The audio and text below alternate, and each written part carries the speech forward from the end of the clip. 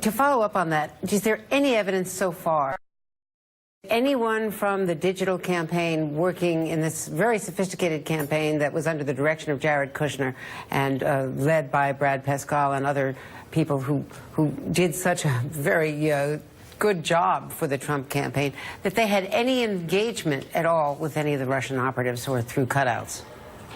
Andrew, I can't go into what evidence the committee has seen, but I can tell you that we are going to be interviewing witnesses and are meeting with people to explore these very allegations to make sure that we get to the bottom of whether there was any form of coordination in that social media campaign that was coming out of Moscow. But I don't want to suggest that we're at the conclusion of that. I think in many respects we're closer to the beginning of our investigation than to the end. But certainly we need to determine whether this was one of the Russian modalities. That is, did they have a targeted operation such that it would be impossible to have that level of sophistication without getting some help from the campaign? That is one of the questions. At this point, I don't want to suggest what answer we will ultimately reach. And the president has been silent in terms of not having any public events, no news conferences for more than 140 days. But he has been tweeting today, and two of his tweets, one is the White House is functioning perfectly, focused on health care, tax cuts, reform, and many other things. I have very little time for watching TV. Another is, why aren't the same standards placed on the Democrats? Look what Hillary Clinton may have gotten away with. Disgraceful. One of my colleagues pointing out that the Clinton secret server and the emails were first disclosed by the New York Times in 2015. But that said, do you have any evidence that things are functioning normally on Capitol Hill in terms of health care, tax reform, and all of the other agenda items from the administration? There's no evidence, I think, that this White House is functioning normally. All the evidence is quite to the contrary in terms of the tremendous dysfunction in the administration.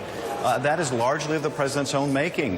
In the national security and foreign policy area that I do so much work in, you constantly have conflicting signals sent out about what the policy of the United States is.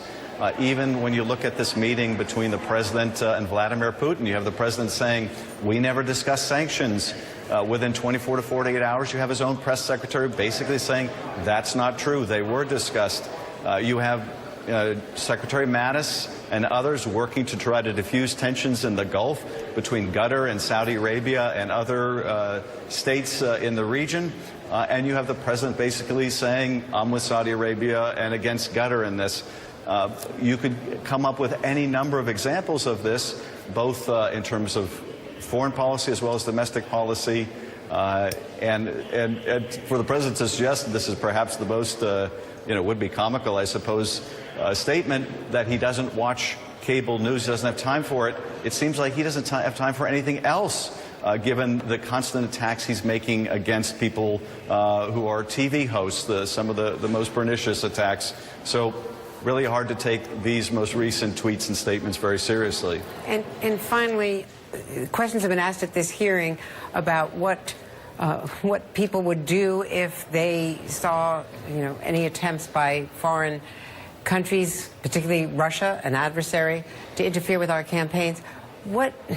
How do you read the Don Jr. emails and that meeting that he held with Paul Manafort, with Jared Kushner, and his response, I would love it, especially later in the summer. How do you read that whole episode in terms of Russian tradecraft? Well, I think this is so clearly exactly how Russian tradecraft works. That is, they want to influence the election in the United States.